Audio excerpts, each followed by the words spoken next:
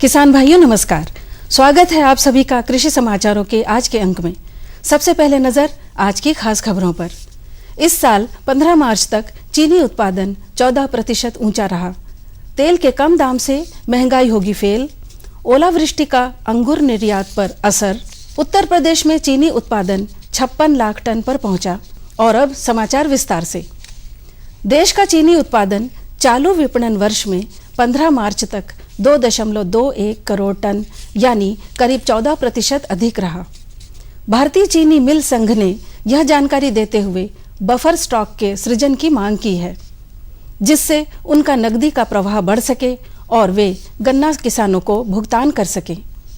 एक वैश्विक शोध एवं रेटिंग एजेंसी ने अपनी हाल की रिपोर्ट में कहा कि तेल के दाम कम रहने से भारत को महंगाई दर कम रखने, सुधरा हुआ कारोबारी संतुलन बनाए रखने और ईंधन सब्सिडी घटाने में मदद मिलेगी। इसके अलावा तेल एवं अन्य जिन्सों के दाम स्थिर होने से विकास को गति देने में मदद मिलेगी और हम उम्मीद करते हैं कि 2015 और 2016 में महंगाई पर काबू रखने और चालू खाता घाटा नियंत्रित रखने में मदद मिलेगी। बारिश का सबसे ज्यादा असर नासिक इलाके में अंगूर की खेती पर पड़ने की बात कही जा रही है। इसका असर अभी से कीमतों और आवक पर दिखाई देने लगा है। अंगूर की सबसे बड़ी मंडी में आवक घटकर 30 टन रह गई है, जबकि इस महीने की शुरुआत में दैनिक आवक 50 से 60 टन थी। मंडी में अंगूर की औसत कीमत बढ़कर 3,000 रुपए प्रति क्विंटल हो गई है, जबकि महीने की शुरुआत में औसत कीमत 2,000 रुपए प्रति क्विंटल थी। नासिक मंडी के अंगूर कारोबारियों ने कहा कि इस समय आ रहा अंगूर ओलों से प्रभावित है, जिसे रोका नहीं जा सकता है और यह निर्यात करने लायक भी नहीं है। भारतीय चीनी मिल संघ के अनुसार भारत में चीनी मिलों ने अब तक कुल 2.218 करोड़ टन चीनी का उत्पादन किया है। यह पिछले पेराई सत्र की समान अवधि के दौरान 1.938 करोड़ टन के उत्पादन की तुलना में 28 लाख टन अधिक है। भारत में विभिन्न गन्ना उत्पादक राज्यों में लगभग 476 चीनी मिलें परिचालन में हैं, जबकि 43 मिलें परिचालन पहले ही बंद कर चुकी हैं, जिनमें उत्तर प्रदेश में 17, महाराष्ट्र में 7 और आंध्र प्रदेश और तेलंगाना में 11 मिलें शामिल हैं। दूरदर्शन केंद्र लखनऊ से प्रसारित होने वाले कार्यक्रम कृषि दर्शन के अंतर्गत किसान सलाहकार समिति की त्रैमासिक बैठक का आयोजन दूरदर्शन केंद्र के सभागार में 19 मार्च 2015 को किया गया। बैठक की अध्यक्षता उप महानिदेशक दूरदर्शन श्री DN मोघे ने की। इस बैठक में कृषि से जुड़े कई विभागों के पदाधिकारियों ने भाग लिया।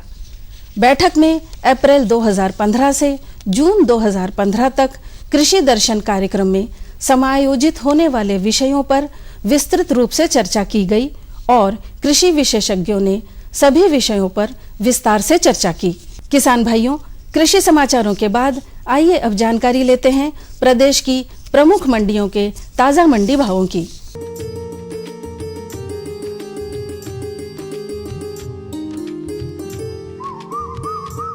मंडी भाव में आज सबसे पहले बात करते हैं गेहूं के औसत भावों की। बरेली की मंडी में गेहूं 1,500 रुपए प्रति कुंतल, इलाहाबाद की मंडी में 1,640 रुपए प्रति कुंतल, कानपुर की मंडी में 1,700 रुपए, लखनऊ की मंडी में गेहूं का भाव 1,550 रुपए प्रति कुंतल रहा। बात अगर चावल के भावों की करें तो बरेली की मंडी में चावल 2,100 रुपए प्रति कुंतल, इलाहाबाद में 2,120 रुपए प्रति कुंतल, कानपुर में 2,250 रुपए और लखनऊ में चावल का भाव 2,050 रुपए प्रति कुंतल रहा। सब्जियों में टमाटर की औसत कीमतों की बात करें तो बरेली की मंडी में टमाटर 1,400 रुपए, इलाहाबाद में 1,250 रुपए, कानपुर में 1,290 रुपए और लखनऊ की मंडी में टमाटर का भाव 1,000 रुपए प्रति कुंतल रहा। प्याज के भावों की बात करें तो बरेली की मंडी में प्याज 1,670 रुपए प्रति कुंतल, इलाहाबाद में 1,610 रुपए, कानपुर में 1,700 रुपए और लखनऊ में 1,600 रुपए प्रति कुंतल प्याज का भाव रहा। और अब एक नज़र आलू के औसत भावों पर।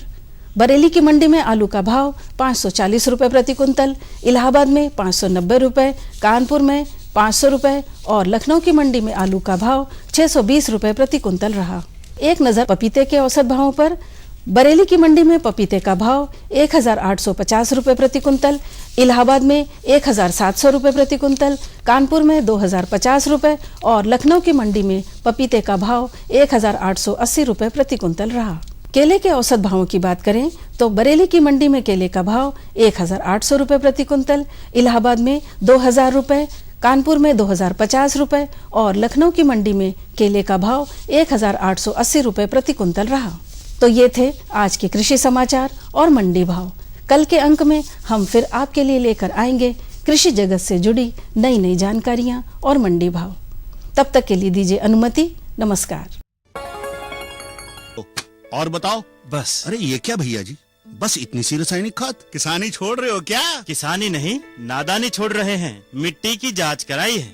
अब तो लालाजी जितनी जरूरत है उतने ही उर्वरक खेत में डालेंगे। हाँ, किसान भाई आज ही अपने जिले की नजदीकी भूमि परीक्षण प्रयोगशाला में मिट्टी की जांच जरूर करवाएं और मिट्टी में पोषक तत्व, नमी व पौधे के विकास को देखते हुए केवल जरूरत के अनुसार ही पोषक तत्व डालें। और हाँ, मिट्टी में गंधक, जस्ता, बोरोन जैसे सूक्ष्म पोषक तत्वों का पता लगाना भी न भूलें। उर्वरक और जैविक खाद के सही उपयोग से भूमि का उपजाऊपन बनाए रखें, उत्पादकता बढ़ाएं, खर्चा घटाएं और बहुमूल्य विदेशी मुद्रा बचाने में भी सहयोग दें। और हाँ, धीमी गति से नाइट्रोजन उपलब्ध कराने वाले उर्वरकों जैसे नीम लेपित यूरिया को प्राथमिकता दें और यूरिया का पत्तों पर छिड़काव करें। अरे वाह, तू तो सचमुच समझदार हो गया रे। अधिक जानकारी के लिए संपर्क करें जिला कृषि अधिकारी या किसान कॉल सेंटर। अम्मा खाना दे दो ना। सबर कर गोलू, अभी दाल नहीं गली है। तू फिक्र ना कर गोलू की अम्मा, अब की बार अपनी दाल खूब गलेगी। क्या मतलब जी? अब की बार NFSM के तहत दाल की पैदावार को बढ़ाने के तरीकों को दिखाने के लिए देश में 1000 क्षेत्र चुने गए हैं, जिसमें हमारा इलाका भी आ गया है। पर इससे हमें क्या फायदा? हमें 5 एकड़ खेती के लिए खाद और कीटनाशक के अलावा बढ़िया बीजों की एक मिनी किट भी मिलेगी। इतनी दाल का करेंगे क्या जी? अरे भगवान, सरकार ने दलहन का समर्थन मूल्य भी खूब बढ़ा दिया है और इनकी खरीद का भी पूरा इंतजाम कर लिया है। इससे आमदनी बढ़ेगी और फिर हमारा गोलू अच्छे स्कूल में जा करके कृषि वैज्ञानिक बनेगा। हाँ श्यामू भैया, सरकार कह रही है पूर्वी भारत में भी दूसरी हरित क्रांति आएगी। अरे ये तो पंजाब और हरियाणा में हुआ था, यहाँ तो अनाज की पैदावार अब भी कम है। सरकार की बातों में कुछ तो दम होगा। आखिर यहाँ बारिश 3 गुना होती है। चलो वैज्ञानिक का नंबर मिलाते हैं। अरे वाह, आ गए। नमस्ते सरपंच जी। हाँ भाई, उपजाऊ जमीन की कीमत को पहचानो। जरूरत है सिर्फ सही किस्म और तकनीक अपनाने की। पूर्वी भारत में सरकार कम गहरे नलकूप और बोरवेल के निर्माण के लिए सहायता दे रही है। लेकिन सरकार से और मिलेगा क्या? भरपूर मदद, जमीन की तैयारी से लेकर फसल की कटाई तक तकनीकी सलाह। 1000 हेक्टेयर के सैकड़ों क्षेत्रों में चावल और गेहूं के खास प्रदर्शन भी चल रहे हैं। अरे वाह, फिर तो हमारे खेत भी लहला उठेंगे। क्या ये सपना सच होगा? हाँ जरूर, पूर्वी भारत अब हरित क्रांति का अग्रदूत होगा। आओ हम सब मिलकर कदम बढ़ाएं। कृषि समाचार के बाद कृषि दर्शन के सजीव फोन इन कार्यक्रम में आप सभी का स्वागत है। बहनों बहनियों, हम अपने इस कार्यक्रम के दौरान कोई समसामयिक विषय लेते हैं और उस विषय से संबंधित आपकी जिज्ञासाओं एवं प्रश्नों का समाधान अपने विशेषज्ञ के माध्यम से कराते हैं। तो आज के हमारे सजीव फोन इन कार्यक्रम का विषय है फल एवं सब्जियों में सामयिक कार्य, और इस विषय पर जानकारी देने के लिए आज हमारे बीच में उपस्थित हैं उद्यान निदेशालय लखनऊ के संयुक्त निदेशक डॉक्टर सुशील बाबू शर्मा। डॉक्टर साहब, आपका स्वागत है। बहनों भाइयों, इससे पहले कि हम डॉक्टर साहब से जानकारी प्राप्त करें, हम आपको बता दें कि हमारी सभी फोन लाइनें खुल चुकी हैं। आप सीधे हमारे विशेषज्ञ से संपर्क कर सकते हैं और इसके लिए आप हमारे फोन नंबर नोट करें। हमारे फोन नंबर है 0522-220-5756 और दूसरा नंबर है 0522-220-5756 और एक और नंबर नोट करें 0522-22-88-698। एक टोल फ्री नंबर भी है 1800-180-5233। बहनों भाइयों, जब भी आप हमें फोन करें तो अपनी टीवी की आवाज जरूर धीमी कर लें ताकि आपकी आवाज हम तक स्पष्ट रूप से पहुंच सके। तो आइए रुख करते हैं अपने विषय की ओर और जानकारी प्राप्त करते हैं फल एवं सब्जियों में सामयिक कार्य के बारे में। डॉक्टर साहब, अभी कुछ दिनों पहले जो बारिश हुई उससे हमारे किसान भाइयों को बहुत नुकसान हुआ। तो अगर हम बागवानी फसलों की बात करें तो बागवानी फसलों में किस तरह का प्रभाव पड़ा है और इस समय हमारे किसान भाइयों को क्या करना चाहिए? देखिए, आपने विषय बिल्कुल ठीक कहा कि इस समय जो बरसात हुई है, इस बरसात में बागवानी फसलों को काफ़ी मतलब नुकसान पहुंचा है, प्रभावित हुई है। इसमें अगर फलों में हम देखें तो आम का जो हमारी फल है, इसमें चूँकि इस समय बौर आ रहा है और हमारे किसान भाइयों ने जो बरसात की वजह से आपने देखा हुआ कि उसमें रोग भी लगता है और कीड़े भी लगते हैं। तो जो कीड़ा लगता है उसमें भुंगा कीट जो है काफ़ी नुकसान पहुंचाता है। यदि हमारे किसान भाई इस समय अगर जो कीट की और रोग की रोकथाम नहीं करेंगे तो आम की जो फसल है उससे काफ़ी नुकसान हो सकता है। यद्यपि बौर में इतना नुकसान नहीं हुआ है, लेकिन चूंकि अब बौर आने के बाद उसमें फल का सरसों के बराबर दाना बैठ भी रहा है और कहीं कहीं मतलब जो है फ्लावरिंग हो रही है।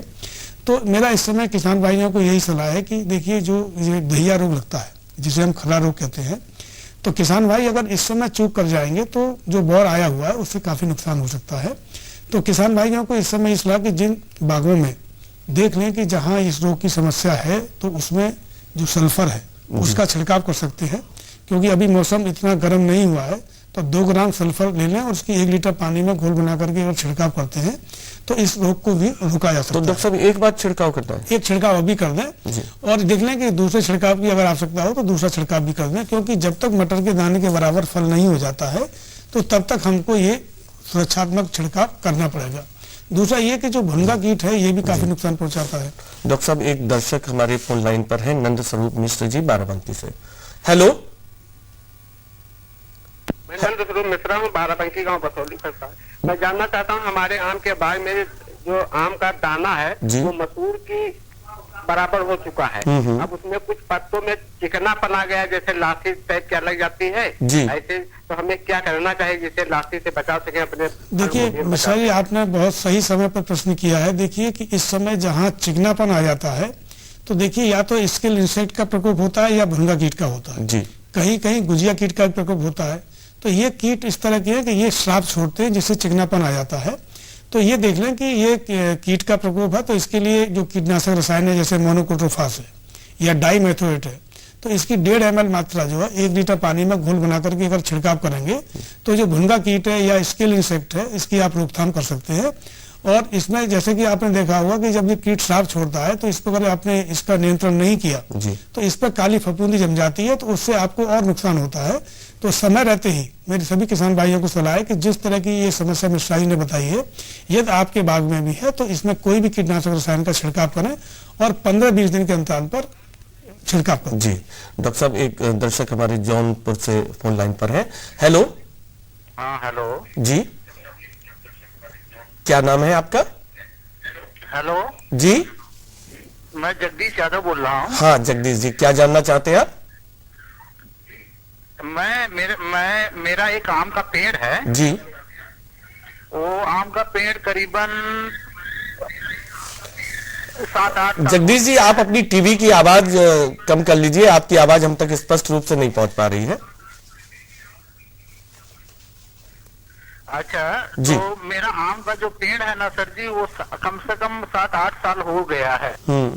उसमें पत्तियां आती है लेकिन आम जो है ना वो मतलब ना बौर लगता है और गौजिया जाते हैं। थोड़ा पुनई के पास जो है ना, जैसे बोलते हैं देश में गौजिया जाना, तो इसे गौजिया जाता है। तो ऐसी स्थिति में क्या करना चाहिए डॉक्टर साहब? देखिए आपका ये एक आम का पेड़ है तो इसमें समस्या ये है कि देखिए आपका या तो पौधा बीजू है, तो जो बीजू पौधे होते हैं उसमें फलत देर से आती है।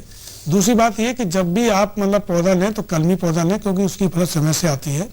देखिए आम के पेड़ में 2 तरह के फूल होते हैं और उसमें देखिए जब हम किसी किसान भाइयों को बाग लगाने की सलाह देते हैं तो ये कहते हैं कि 90% एक प्रजाति के पौधे लगाइए और दूसरी प्रजाति के 10 पौधे लगाइए। जैसे अगर आप दशहरी का आप बाग लगाना चाहते हैं तो उसके लिए बम्बई हरा है या लंगड़ा है, दूसरी प्रजाति के लगाइए, क्योंकि आम में परागण की समस्या भी आती है। लेकिन चूंकि इनके अभी बौर ही नहीं आ रहा है, 6-7 साल हो तो उसमें देखिए ऐसा है कि आप जिले में जो जिला अधिकारी कार्यालय है तो वहां से आप संपर्क कर सकते हैं और उसको हेडबैक करा करके, ये कार्य हम दिसंबर के महीने में कराते हैं, तो उसमें आप जो कलमी पौधे की जो कोई भी जो प्रजाति जैसे दशहरी है या आम्रपाली है या मल्लिका है या लंगा है, उस प्रजाति को ग्राफ्ट करा करके आप उसको फलदायी बना सकते हैं। जी डॉक्टर साहब, ये तो थी आम की बात। अगर हम केले की बात करें तो हमारे किसान भाइयों को किस तरह के सामयिक कार्य करने हैं? देखिए, इस समय जो केला हमारे किसान भाइयों ने मई जून में या जुलाई में लगा दिया है, तो उसमें देखिए उर्वरक देने की आवश्यकता है। अच्छा। तो जिन किसान भाइयों ने इस वर्ष केला लगाया है जून के महीने में या मई के महीने में, तो वो किसान भाई उसमें उर्वरक दे सकते हैं, जिससे 50-60 ग्राम यूरिया और 100 से 125 ग्राम सिंगल सुपर फॉस्फेट। तो ये फर्टिलाइजर दे दें, क्योंकि इस समय फर्टिलाइजर दे देंगे तो उसकी बढ़वार जो है वो अच्छी होगी और वो इस स्थिति में आ जाएगा कि जैसे आप किसान भाई ने टिश्यू कल्चर का पौधा लगाया है, तो वो पौधा लगाया है तो 13 महीने में उसमें फलत भी आ जाती है। तो इस समय किसान भाई उसको दे देंगे तो उसकी बढ़वार अच्छी होगी और उसमें फूलने का समय आ गया है, तो उसके बाद हमारे किसान भाई अच्छी पैदावार ले सकते हैं। एक बात का विशेष ध्यान रखें कि जो केले जो पौधा लगाया है उसके नीचे पुत्तियां निकलती रहती हैं जी, तो उसके लिए क्या उस पुत्तियों को निकालते रहें, और पुत्तियों को निकालते रहेंगे तो उसमें क्या है कि जो आप खुराक दे रहे हैं पौधे को, तो उस पौधे को मिलेगी, और जो सकर्स निकल रहे हैं उनको खुराक नहीं मिलेगी, तो उनको निकाल के काटते रहें। ये ध्यान रखें इस बात का। डॉक्टर साहब, कुछ अभी ऐसी भी समस्या सामने आ रही है हमारे किसान भाइयों की कि नींबू के जो पौधे हैं वो सूख रहे हैं, तो ऐसी स्थिति में क्या किया जाए? देखिए, नींबू के पौधे सूखने की बात उसमें उसका एक कारण नहीं होता है। या तो ये है कि किसान भाई ने नींबू का पौधा लगाया है तो नीचे पानी का स्तर नीचा हो गया है, या सूक्ष्म तत्वों की कमी है, या हार्मोनल मतलब इम्बैलेंस है जी, या हमारे किसान भाई उसमें पोषक तत्व नहीं दे रहे हैं।